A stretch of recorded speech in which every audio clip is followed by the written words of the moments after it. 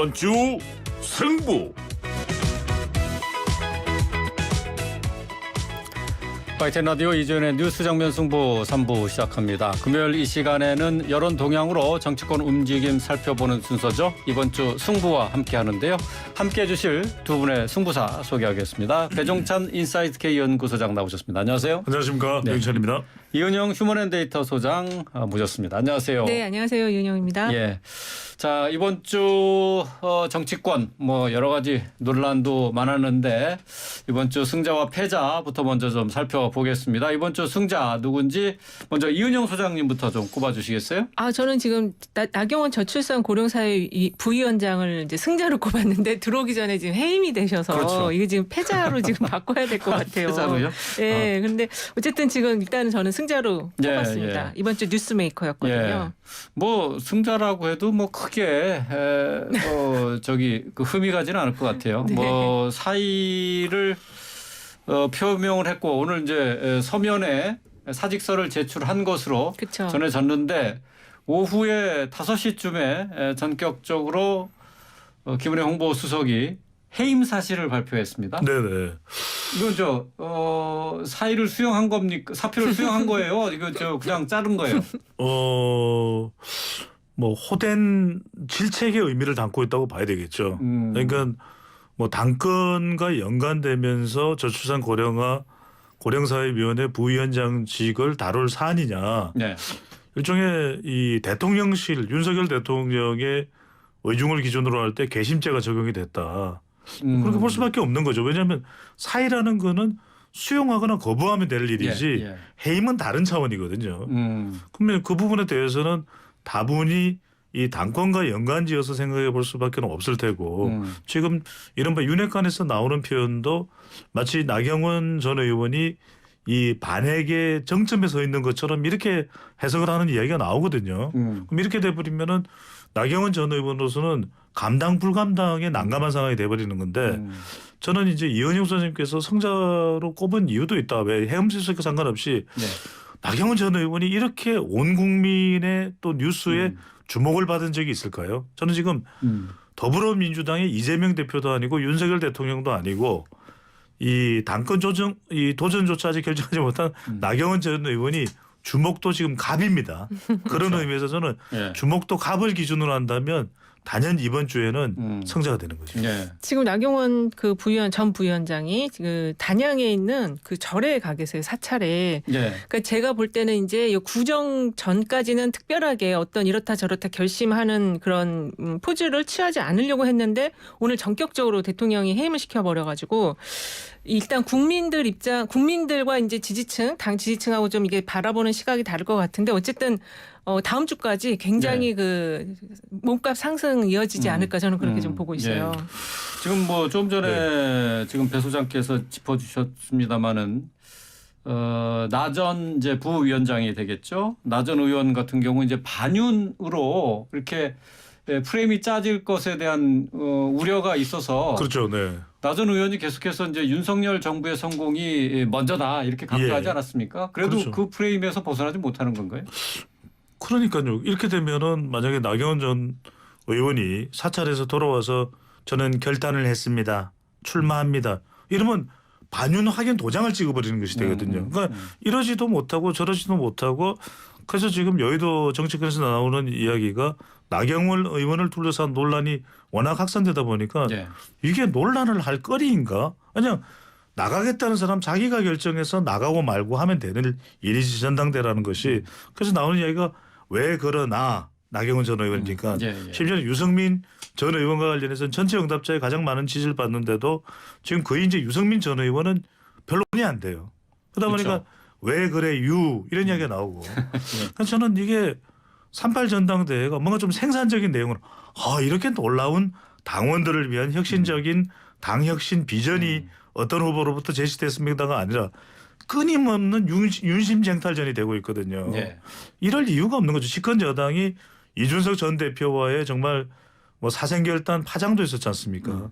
그러면 이걸 차분히 냉철하게 이성적으로 가져가야 될 전당대회가 너무 이게 일반적인 우리의 상식과는 너무나 결이 다른 예. 그런 전당대회 진행 방식이 되고 있는 것이죠. 지금 좀 전에 앵커님께서 이제 그 윤심이 나한테 있다라는 그런 목소리를 나경원 전 부위원장이 이제 지금 계속 했었는데 네. 사실 그 로키로 간 이유는 본인이 출마할 생각이 있는데 나승민이 돼서는 안 되기 때문에 로키를 갔던 거거든요. 근데 그게 보기 싫어서 지금 해임안을 대통령이 이제 먼저 선제적으로 던진 것 같아요. 근데 사실 지금 그 나경원 전 부위원장이 그 가기 전에 페북에 쓴 글이나 이런 거를 보면은 네.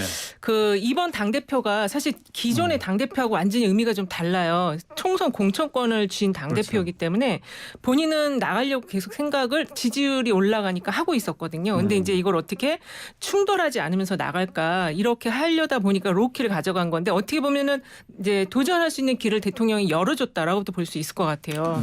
도전하는 길을 열어줬다. 그렇죠. 저는 좀 다른데 이 전당대회를 너무 지금 윤심으로 가르마를 타고 있는 거 아닌가? 이게 굉장히 역풍이 불 수도 있습니다. 그러니까 그러니까 세 가지 우리가 이제 단계까지 온 겁니다. 나경원 전 의원까지 따지면 첫 번째 단계가 이제 이준석 전 대표를 윤리위를 통해서 이건 이제 한간의 해석이니까요. 쳐낼 때도 대통령 지지율이 곤두박질치기도 했습니다. 예. 그래도 윤핵관이 결사적으로 친윤 조직들이 윤리위에 영향을 줘서 그렇게 대체로 이제 해석이 되는 겁니다. 예. 실제 진위 여부는 그래서 이제 이준석 전 대표가 나가서 뭐 또 이 가처분 소송 쟁탈전도 벌어졌지 않습니까? 그런 상황에서 이게 당도 정말 지지율이 지리밀려난 상황이 됐는데 그 두 번째가 뭐냐면 이제는 두 번째 등장한 인물이 유승민 전 의원이거든요. 유승민 전 의원에 대해서도 삼중 안전장치가 마련이 된 거죠. 보통 이제 이 요즘에 압력밥솥에 삼중 안전장치가 마련이 되는데 전당대회에 왜 삼중 안전장치는 무슨 말이지? 그러니까 컷오프에도 당원 100% 그리고 예선에서도 당원 100% 결선 투표까지. 그러니까 유승민 전 의원은 분명히 이제 이 삼중 안전장치를 통해서 메시지를 던져서 이제는 뭐 더 나을 게 있을까 이렇게 생각했단 말이에요. 그런데 이제 세 번째가 이제 나경원 전 의원 나승민이 돼서는 안 된다. 나준석이 돼서는 안 된다. 이런 경고 메시지를 노골적으로 나경원 전 의원에게 투척을 했다. 이렇게 볼 수가 있겠죠. 네. 자, 이런 상황 속에서 지금 나경원 전 의원의 선택지 어떻게 봐야 될까요? 지금 어쨌든 대통령실에서는 해임이라는 표현으로 전당대회 출마를 불쾌하게 생각한다라는 의지는 분명히 보여준 것 같은데 말이죠. 네, 그러니까 그래서 이제 그 점을 나경원 전 부위원장도 잘 알기 때문에 뭐 신년 이제 지금 할의식 같은 거 할 때 계속 윤 정부 성공 이 얘기만 계속 했거든요. 그리고 지금 지지율 나오는 거 보면은 그 쿠키뉴스가 한길리서치 의뢰해서 7일에서 9일에 조사한 결과 보면 나전 의원이 국민의힘 지지층에서 30.7%가 나왔고요. 네. 그다음에 이제 지금 그 유승민 의원도 꽤 높게 나오더라고요. 국민의힘 네. 지지층 안에서 14.6%, 안철수 의원 13.9%, 세 명이 합이 59점이에요.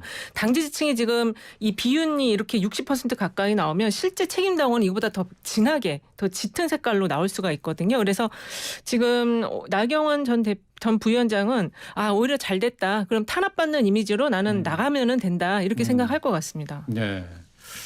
지금 어쨌든 뭐 비운계 지지율이 훨씬 높다. 그쵸. 뭐 그런 부분이죠. 네. 근데 이제 근데 나전 의원 같은 경우에는 이 정치적인 결정을 하는데 좀 머뭇머뭇거린다. 네네. 뭐 그런 것이 이제 마이너스로 작용하지 않겠느냐 그런 얘기도 있어요. 너무 장고의 시간이 계속된다면은 좀 힘들지 않을까요? 저는 그래서 출마면 사실은 출마한다고 이야기를 해버리면 되는 것이거든요. 네. 우리가 이 데이터로 이 여론이 주는 영향력은 사실 막강한 겁니다. 왜냐하면 지금 국민의힘 지지층에서는 거의 모든 조사에서 대부분이 조사죠. 선두를 달리고 있거든요. 그럼 이거는 뭐 묻지도 말고 따지지도 말고 웬만한 정치인이라면 그냥 출마를 하는 것인데 나경원 전 의원이 발언 내용이 무엇이었느냐면은 윤심을 확인하겠다 그런 이야기를 했거든요. 네. 그래서 뭐 이철규 의원도 만나고 그리고 또 이 저출산 고령사회위원회의 이 부위원장 자리에서도 본인의 역할을 또 이야기하면서 네. 병행할 이 당대표 준비와 병행하지 못할 이유가 없다 이렇게 이야기를 하는 차원의 해임이 나온 거거든요. 그러면 이건 분명한 메시지가 나와버린 거예요. 당권 안 돼. 저는 이제 안 된다는 메시지를 이건 역대 어떤 정당의 이 전당대회를 앞두고도 일어나지는 않았던 일이거든요. 근데 무슨 말씀이냐면은 방금 전에 이은영 소장님은 이런 일종의 동정 여론, 언더독 이펙트를 통해서 오히려 정치적으로 더 많은 지지를 끌어낼 수 있던데 우리가 이준석 전 대표 사례 보셨잖아요. 이준석 전 대표 때 그런 반전이 물밀듯이 들어왔나요? 그렇지 않거든요. 현실을 말씀드린 겁니다. 유승민 전 의원의 경우에도 그러면 물밀듯이 이 유승민 전 의원이 옳아요라는 여론이 형성됐네. 그렇지 않거든요. 이게 고심, 나경원 전 의원이 고심할 수밖에 없는 것이 결국 고난의 행군이 될 텐데 여기에 일종의 반윤으로 낙인 찍히는 것도 그렇고 당권 도전이 저는 출마 결정을 내리기가 쉽지 않을 것 같아요. 근데 지금 정치권 주변에 이제 좀 전에 앵커님께서 말씀하신 것처럼 나 전 부위원장이 주저주저하는 모습을 보인 이유에 대해서 총리설을 제의했다 또는 외교부 장관을 제의했다 이런 얘기가 돌고 있어요. 그런데 지금 그 대통령이 이렇게 해임을 시켜버리면 이제 이런 부정적인 이슈들은 사라지게 되는 거거든요. 간을 보는 나경원 이게 이제 사라지게 되기 때문에 오히려 나경원 그 부위원장은 그 결정하기가 이제 심플해진 거죠. 오히려 이제 이런 거 생각 안 하고 그냥 본인이 나가는 것만 생각하면 되고 사실 그 11일 날 그 김건희 여사가 대구 서문시장 간 곳도 일각에서는 그 나경원 전 부위원장 이게 보도가 막 확산되는 거를 좀 차단하기 위해서 간 것이 아니냐 그런 지적도 있어요. 그래서 대통령 부부가 나경원 전 대표의 이 출마를 이렇게 막는 이유는 뭘까? 결국 이제 윤심 대표인데 결국 그거는 확장성이 없는 대표이기 때문에 이제 당 지지층에서는 그 비윤 후보들 이렇게 계속 1위로 올리는 거는 확장성, 총선에서의 확장성 부분을 굉장히 중요하게 고려한다. 이 점을 나경원 전 부위원장도 지금 읽고 있는 것이죠. 근데 두 가지를 우리가 생각해 봐야 될 것 같아요. 그러니까 대통령 주변에 있는 모든 일의 해석을 김건희 여사로 기결하는 건 적절한 분석이 아닐 것 같고요. 뭐 서문시장을 갔으면 서문시장을 간 다른 이유가 있겠죠. 근데 이제 나경원 전 의원이 그렇다면 지금 얻고 있는 동정 여론이 당심에 이 긍정적으로 그대로 연결될 것인가 그걸 해석하기는 쉽지가 않아요. 왜 그러냐면 나경원 전 의원이 이건 부당하다. 난 참지 못하겠다. 거기에 대해서는 분명히 공감할 겁니다. 그런데 2차적으로 뭐가 있냐면 나경원 전 의원이 그러면 사실상 대통령의 의중, 그 대통령의 의중이 옳고 그르고 옳고 또 맞고 아니고의 문제를 떠나서 그러면 이제 윤석열 대통령과 대립각을 세우는 건 분명해지거든요. 이게 임기 후반에는 상당히 작동될 수 있습니다. 그런데 임기 초반에 그렇게 되면 지금 총선도 앞두고 있고 대통령의 임기가 4년이나 남아 있는데 4년 이상 남아 있는데 대립각을 세우는 당 대표의 부각 이걸 과연 당원들이 흔쾌히 수용을 해줄 수 있을까? 저는 그렇지는 않을 거라고 봅니다. 일단 뭐 여론조사상으로는 앞서 있지만은 실제로 이제 당심이 어떻게 작용할까 하는 것은 좀 미지수로 둬야 된다 그런 말씀이신 것 같은데 윤 대통령의 지지율도 좀 살펴보도록 하죠. 6주 만에 하락을 했는데 지금 최근에 이 나 전 부위원장 논란과 관련이 있다고 봐야 될까요? 저는 좀 있다고 보여지는데요. 갤럽이 오늘 그 발표한 자료인데 10일에서 12일까지 이제 그 정기 자체 여론조사입니다. 여기 조사에 따르면 긍정이 35%, 부정이 57%로 긍정은 2%포인트 지난주 조사 대비 하락했고요. 부정은 3%포인트 올라갔는데 일단은 국민의힘 내부의 분란이 좀 대통령 지지율 하락에 영향을 미쳤고 안보 이슈도 좀 영향을 같이 준 것 같아요. 그래서 저는 그 나원 대표를 둘러싼 이 지지층 내의 갈등 구조 이것이 좀 영향을 미쳤다고 좀 보고 있습니다. 저도 영향이 있을 것 같아요. 왜냐하면 결국 당의 지지율이나 대통령의 지지율이 당과 무관하다고 할 수 없거든요. 지금 이제 대통령의 지지율이 당의 또 지지율과 연동돼 있고 대통령의 지지율이 또 당 지지율을 견인하고 있기 때문에 결국 당 내에 분란이 생기면 그다지 대통령의 국정 수행 평가에도 좋을 리가 없는 거죠.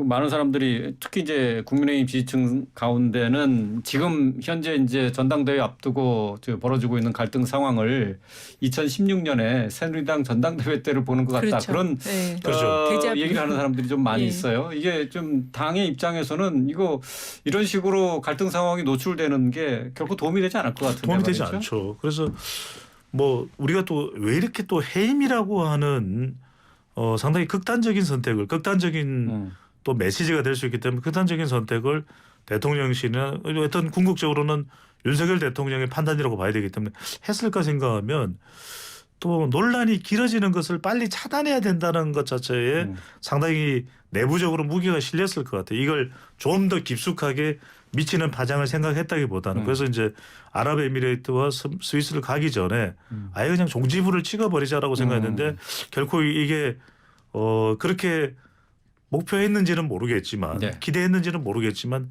일단락되기 어려운 이슈가 돼버린 거죠. 이게 좀 전에 말씀하신 것처럼 2016년 데자뷰를 보는 거를 지지층들은 알고 있어요. 그때 이제 그 상황을 다 알고 있는데 윤 대통령은 그때 상황이 좀 구체적으로 어떻게 진행됐는지 잘 모르는 상황 속에서 본인의 마음을 얻은 대표를 지금 반드시 임명해야 되겠다. 이게 지금 충돌하고 있는 거거든요. 네.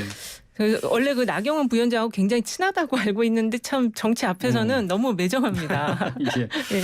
자, 이번 주 승자로 나경원 전 고령사회위원회 부위원장 꼽아주셨는데 뭐 이번 주 중요한 이슈였어서 이 얘기를 좀 먼저 승자만 들어보고 잠시 좀 쉬었다가 승자 패자 나머지 다 얘기 이어가도록 하겠습니다. 이전에 뉴스 정면 승부 4부 금요일 날 함께하는 이번 주 승부 함께하고 계십니다. 자, 여론 동향으로 정치권 움직임 살펴보고 있는데요. 배종찬 인사이트 K연구소장, 이은영 휴먼앤데이터 소장과 함께하고 있습니다. 앞서서 나경원 전 저출산 고령사회 부위원장 관련된 얘기 중점적으로 나눠봤는데요. 이은영 소장님이 짚어주신 이번 주 승자였습니다. 계속해서 배종찬 소장님 이번 주 승자 누굽니까? 저는 이번 주 승자로 핵을 꼽았습니다. 핵이요? 예, 하도 요즘에 핵 이야기가 많이 나와서 예. 저까지 핵거리게 되더라고요. 예. 그러니까 그만큼 관심사로 떠올랐다는 이야기거든요. 그래서 저는 주목도에 비춰보면 역시 뭐 빅데이터 상으로 보는 언급량이 많은 걸 또 우리가 스쳐 지나갈 수가 없으니까.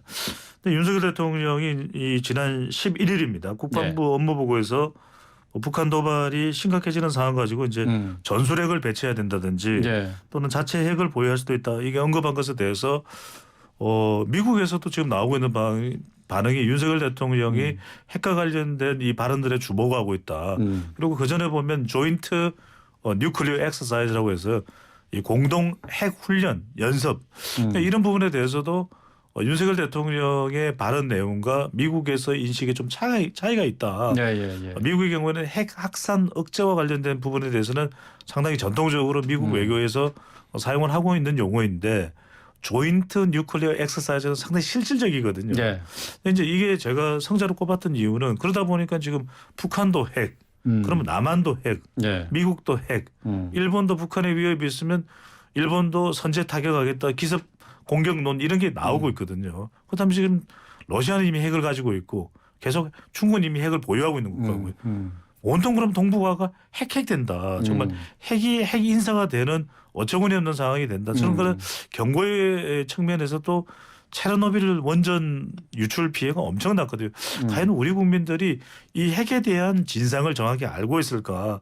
그러면 이제 윤석열 대통령의 이 핵과 관련된 발언들이 외교의 좀 고차원적인 전략적 대응으로 북한에 대한 경계나 또 미국으로부터 더 많은 전략적 자산을 끌어오기 위한 그런 발언인지 아니면 충분히 검토되지 않고 격앙된 반응 속에서의 북한의 최근의 무인기 도발 등에 대한 좀 이 격노한 상황에서의 대응인가 이 부분을 우리가 굉장히 좀 차분하게 짚어볼 필요가 있지 않나 싶습니다.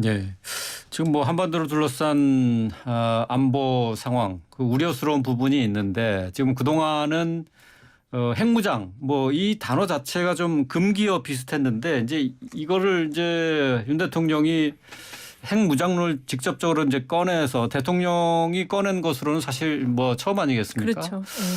이 부분에 대해서 글쎄요 이제 우려하는 분들도 있고 또 그리고 북한의 핵 위협이 점증하는 상황에서 어쩔 수 없이 우리가 가야 되는 길이 아니냐 이런 주장도 있습니다. 저는 이제 독자 핵무장을 지금 패자로 꼽았는데요. 사실 젊은 층에서는 이 핵무장에 대해서 긍정적으로 보는 그런 조사 결과들도 있어요. 그런데 이 젊은 층은 아무래도 우리나라 선진국이라고 생각하기 때문에 군사 강국으로서의 이미지로서 이 핵에 대해서 무장을 하는 것에 대해서 아직은 지금은 긍정적인 여론을 갖고 있지만 이게 실제 무장을 했을 때에 대해서 또 그렇게 계속 같은 주장을 펼치는 좀 지켜봐야 되는데 네. 어쨌든 지금 중요한 거는 그 미국이 그 한반도의 완전한 비핵화가 아직까지는 목표다라고 지금 이야기를 하고 있기 때문에 대통령의 입장이 이게 진짜로 핵무장을 하려는 것인지 아니면 과거에 박정희 대통령이 비밀 그 핵개발 프로젝트를 한 적이 네. 있거든요. 네. 그러니까 그거에 대한 이미지를 좀 차용하기 위해서 강한 대통령으로서 이미지를 차용하기 위한 것인지 이게 좀 명확해질 필요가 있고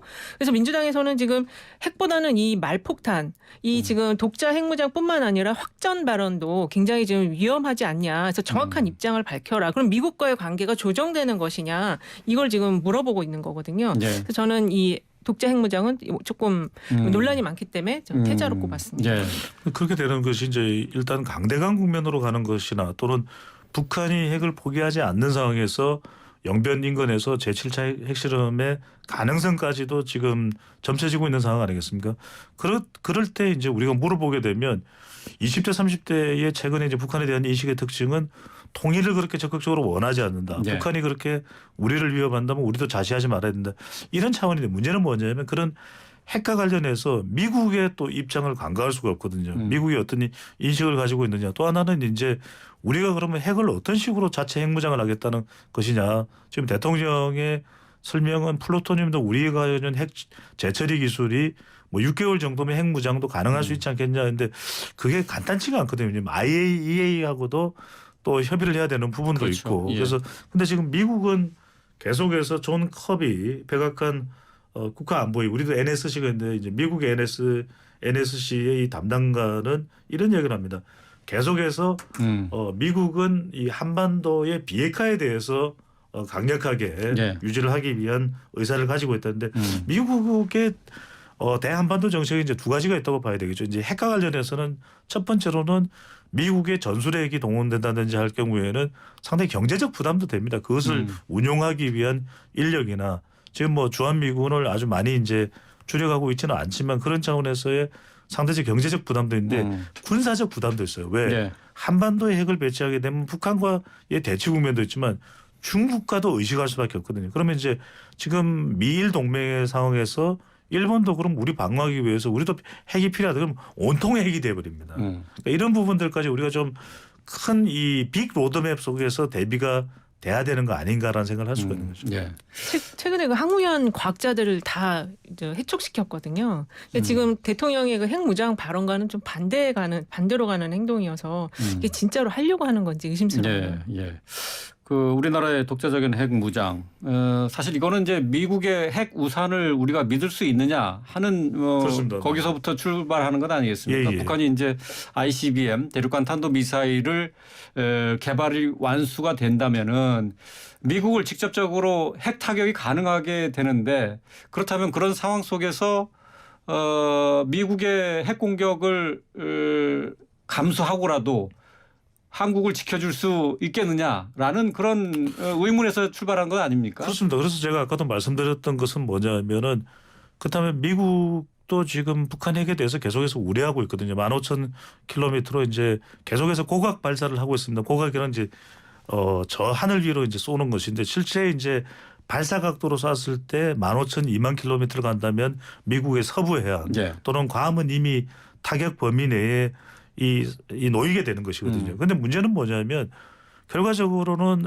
미국이 이제 한반도에 핵을 배치하는 경우에 한반도 비핵화를 이야기했던 그 부분 자체가 사실상 무용지물이 돼버리는 것이거든요. 네. 그런 부분에 대한 것이 또 하나 이제 대두될 수밖에 없는데 문제는 뭐냐면 그럼 그 다음 단계는 뭐냐? 그렇지 않습니까? 이제는 북한의 사실상 핵을 인정해 버리는 것일 수도 있거든요. 북한이 핵이 있으니까 미국도 한미 안보의 차원에서 핵을 배치한다. 그럼 그 다음 단계는 군축이 돼버릴 수도 있어요. 이거는 이제 네. 미국도 원하지 않는 대북한 대한반도 전략이기 때문에 상당히 미국으로서도 부담스러워한다라고 볼 수가 있는 것이겠죠. 예. 자, 윤 대통령이 내놓은 자체 핵무장, 핵 이슈. 이은영 소장님은 패자로 꼽으셨고 배 소장님은 승자로 꼽으셨습니다. 자, 배 소장님 이번 주 패자 누굽니까? 저는 민주당 지지율입니다. 근데 민주당 지지율도 갤럽 조사가 나오기 전에 이제 MBS 여론조사 4개 여론조사 기관입니다. 네. K-스테이트 리서치, 엠브레인 퍼블릭, 코리아 리서치 인터내셔널, 한국 리서치가 지난 9일부터 11일까지 실시한 조사입니다. 오늘 소개해드리는 모든 조사는 중앙선거 여론조사 심의위원회 홈페이지에서 확인 가능한데요. 이 조사에서 국민의힘 지지율은 35%고 네. 그리고 더불어민주당은 27%입니다. 그러니까 20%대. 그러니까 9일, 10일, 11일 조사된 이 결과를 보면은 이재명 대표의 10일 성남지청 출두에 대한 리스크가 상당히 작동이 됐다. 네. 그러니까 직전 조사보다도 내려갔으니까요. 그렇다면 이게 제가 우리 시간을 통해서 분석해드렸듯이 25% 미만으로 내려가게 될 경우에는 상당히 이제 이재명 대표의 당대표 리더십에도 타격을 받을 수가 있거든요. 네. 그런데 제가 이대로만 밀고 갈 수 없는 게 오늘 발표된 갤럽 조사에서는 지지율이 또 역전됐죠. 네, 역전됐어요. 네. 아, 그러니까 그래요. 나경원 변수가 이른바 나변수가 이렇게 또 정당 지지율에 영향을 줘버렸거든요. 심지어는 이재명 대표보다도 더 많은 관심을 12일 오늘이 13일이니까 10일 받는 상황이 11일 12일 받는 상황이 되다 보니까 그러니까 저는 이제 민주당이 상당히 지지율 부담을 이재명 대표 이 검찰 수사로 받게 됐다고 판단했는데 나 변수가 더 큰 상황이 돼버린 거죠. 네. 어떻게 된 겁니까? 이게 지금 그 아무래도 말씀하신 것처럼 그 나변수가 굉장히 지지층을 이완시키고 있다. 국민의힘 지지층을. 국민의힘이 2%포인트 하락한 33% 이게 오늘 나온 갤럽 자료거든요. 예, 예.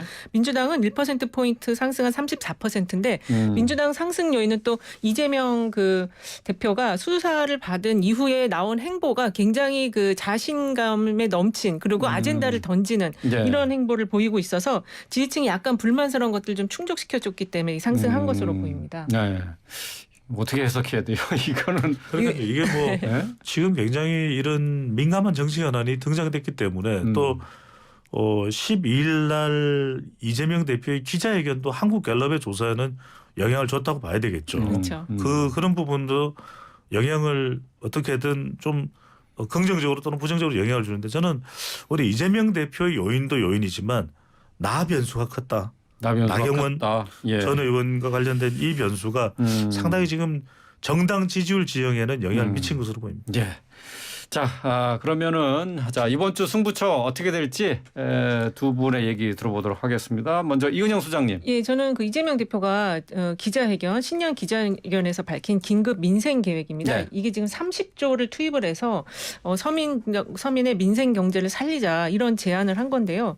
사실 이제 이 예산이 어떻게 되느냐. 근데 이 예산에 대한 부분은 야당이 고민할 부분이라기보다는 정부 여당이 고민해야 되는 부분이고 사실 이러한 그 긴급 민생 대책이 정부 여당에서 먼저 나왔어야 돼요. 예, 그렇죠. 근데 이제 이 민생 계획이 앞에 긴급이 붙은 거는 사실 이거 이재명 대표 이 내용을 보면은 이자 감면에 대한 내용들이 많이 좀 차지하고 있더라고요. 그래서 지금 그 부동산 시장의 변화, 금리 상승에 대한 변화로 인한 그 이자 부담이 굉장히 지금 중산층까지 그 부담을 느끼고 있어서 그 부분에 대해서 감면이라든지 지원이라든지 이런 거를 좀 조속하게 해야 될 필요가 있다. 이렇게 이제 민생 계획을 발표를 했는데 저는 이게 실제로 좀 진행이 될 수만 있다면 지금 정치권은 계속 지금 총선밖에 생각이 없어요. 예. 서민들이 어떻게 사는지 관심이 없어서 지금은 좀 이런 쪽으로 이제 눈을 좀 돌려줘야 된다. 그래서 승부처로 꼽았습니다. 예. 승부처로 꼽으시긴 했는데 네. 이재명 대표의 신년 기자회견에서 사실 뭐 이 긴급 민생 계획은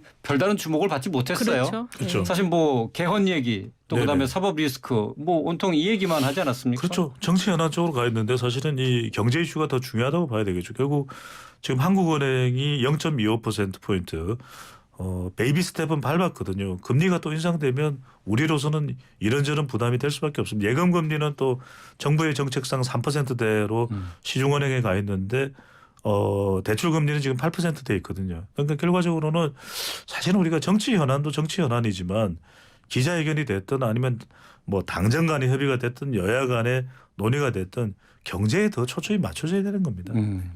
뭐 실제적으로 어떻게 이게 실행에 옮겨질지 이 네. 부분은 글쎄요 이제 여야가 같이 합의를 하고 머리를 맞대야 될 텐데. 그래서 여야 영수회담을 제안했는데 매몰차게도 거절하시더라고요. 예.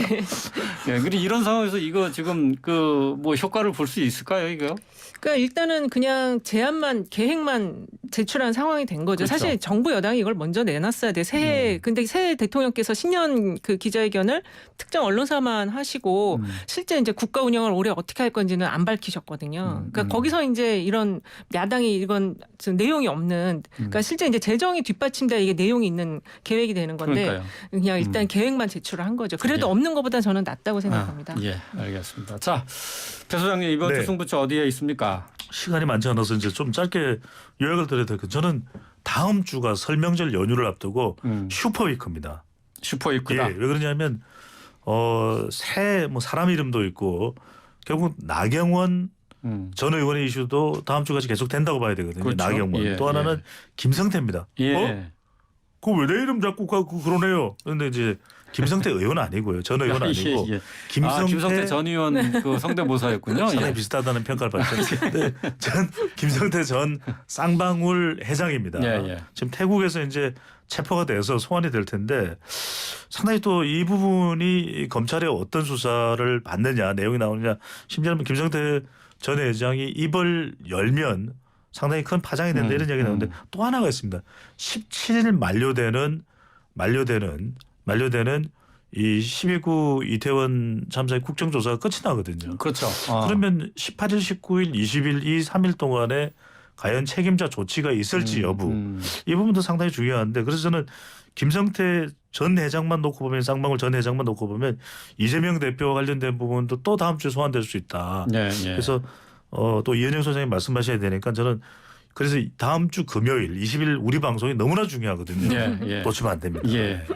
자, 이은영 소장님 네. 어떻습니까? 저 김성태 전 회장 다음 주 초에는 국내에 들어올 것 같은데 어떤 네. 영향을 미칠 수 있을까요? 근데 일단은 이 쌍방울 그 회장에 관련해서 그 검찰 출신 사회이사가 10명이나 지금 포진이 돼 있다. 그래서 이게 들어오면 수사가 다시 또 여권으로 향하는 거 아니냐. 특히 그 20억 그 변호사비 대납 관련해서는 그 돈이 쌍방울 M&A에 썼던 돈이고 그 이남석 변호사라고 그 돈을 관리했던 사람이 윤석열 네. 대통령과 지인이다, 친하다 이런 얘기가 있어서요.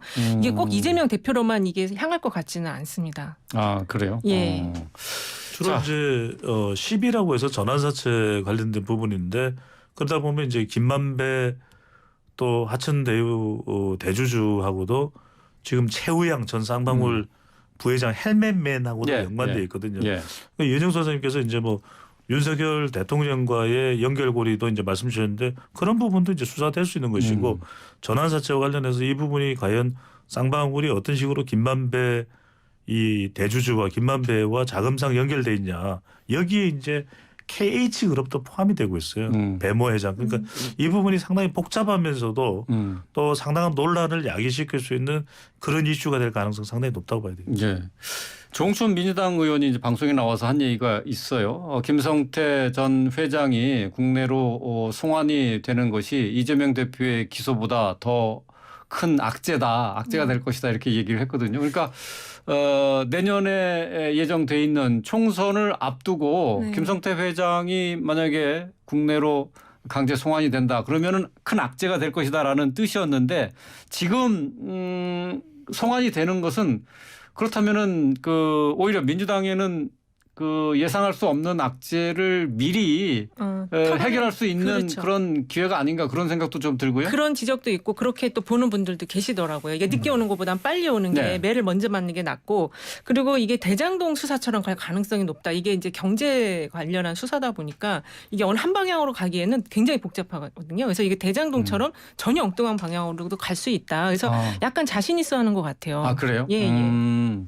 뭐 보통 이게 지금 대북 송금 의혹하고 지금 변호사비 대납 의혹만 지금 관심을 갖고 있기 때문에 그렇죠. 이재명 대표에게는 악재라고 보는데 그게 아닐 수도 있다. 아닐 그런 수도 얘기예요. 있습니다. 근데 이제 뭐 사실 사법 수사를 가지고 뭐 자신감 운운할 건 아닌 것 같고 얼마나 충분히 대응할 수 있는 근거니 이게 쌍방울 건은 특이한 것은 변호사비 대납하고 연결돼 있거든요. 굉장히 무관할 수 있지만 이 변호사비 대납과 관련한 것이 진짜 어찌 보면 굉장히 큰 스모킹 건이 될 수도 있기 때문에 사실 어떨지는 모릅니다. 최종적으로는. 예. 하지만 그 수사가 어떻게 방향이 또 나오느냐에 따라서 그 파장은 우리 대장동이나 오히려 성남 FC나 공직선거법 위반보다 더 클 수도 있어요.